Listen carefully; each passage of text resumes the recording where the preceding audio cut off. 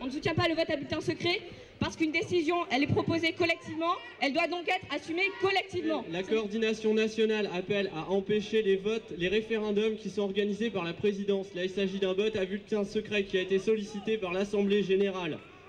Entre bloqueurs et partisans de la reprise des cours, le torchon brûle.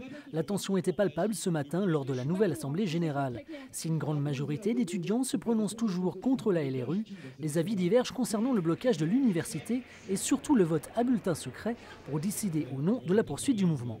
Le blocage, c'est une solution pour se mobiliser contre la LRU, mais ce n'est pas l'unique moyen. On peut trouver d'autres solutions, notamment les manifestations du 14, du 15 et du 20 avec la fonction publique.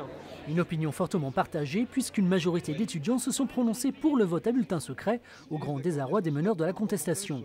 Mais la situation est devenue ubuesque lorsque 2 minutes plus tard était adoptée au vote à main levée la poursuite du blocage. Dès lors, le vote à bulletin secret devenait presque inutile, ce qui n'a pas empêché les étudiants de se précipiter au bureau de vote installé à 100 mètres de là.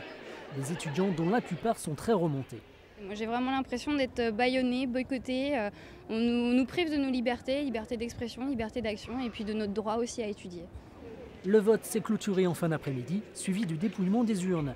Une nouvelle assemblée générale se tiendra demain pour décider de la suite du mouvement. Mais une chose est claire, la contestation à Rennes 2 a pris du plomb dans l'aile.